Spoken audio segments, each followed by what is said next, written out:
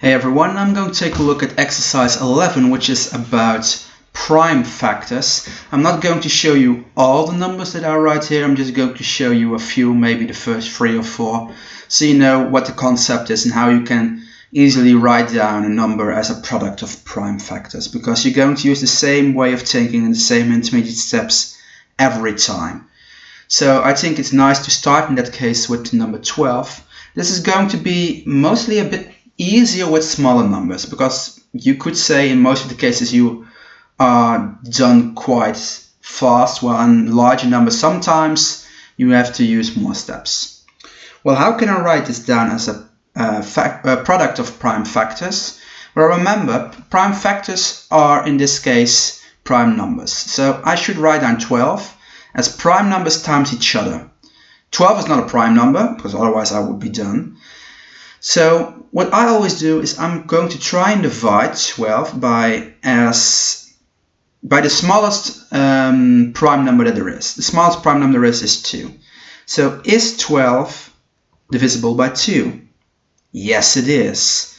Because if I'm going to divide 12 by 2, let's do it like this, I am left with 6, right? So I can now already write 12 is 2. Well, the book is going to use this sign here. You can also use the multiplication dot, that's also fine, of course. Hey, but 12 is 2 times 6. Okay, but 6 is not a prime number. So can I divide 6 by 2 again? In this case, yes I can. If I divide 6 by 2, I'm left with 3. Hey, and then I'm done already, because 3 is a prime number. So here I have written 12 as 2 times 2 times 3. I know I'm done because all the numbers here are prime numbers. 2, 2 and 3. If there is any prime number left here, you are not done yet, because then in that case you can write that number as a product of prime factors again. Okay, so let's take a look. I'm going to erase this for a moment and show you the next number, 18. So again, where do we start? We start with the smallest prime number. Can you divide 18 by 2? Yes, you can, right? So if you can, write the 2 right there. What I'm left with is 9. 9 is not a prime number.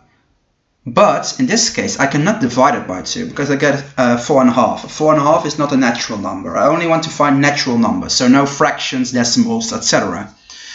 Here, I should take a look at the next prime number, which is 3. Can I divide 9 by 3? Yes, we can, right? If I do that, hey, I'm left with 3. So in that case, I'm done already. 2 times 3 times 3. I know this is correct because all the numbers here are prime numbers. So this again is the product of prime factors that is going to make 18.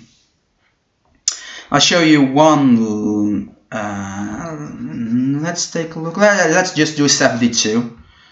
And I think after that you get the gist of it. 72. Again, where do we start? I start with 2. Can I divide it by 2? Yes, you can, right? If I can do that, I write down 2 times here, and I'm left with 36. Can I divide 36 by 2? Yes, I can. So, dividing by 2 gives me 18. Can I divide, write down 2 here, right? Can I divide 18 by 2? Yes, I can. I already know that, right? Because 18 is right here. So, I already know that the next steps are going to be dividing by 2 and I find 9, and then dividing by 3 to find 3 again. I just copy this part here. So 72 is going to be 2 times 2 times 2 times 3. And don't forget the last 3, right? That's the number that you're left with. So 72 is 2 times 2 times 2 times 3 times 3. And if you think you've made a mistake, remember you can always just check yourself, right? Calculate this and you should find 72 again. In this case, you will. Try to do this for 90, 150 and 450 as well. Remember, always start with the smallest prime number possible, and if that's not possible anymore, take a look at the next one, 3. Is 3 not possible anymore? Maybe take a look at 5. Then you've got 7. What's the next one? That's going to be not 8, not 9, not 10, that's going to be 11. And you do that until you're left with only prime numbers right here. And that's how you write numbers as a product of a prime factor.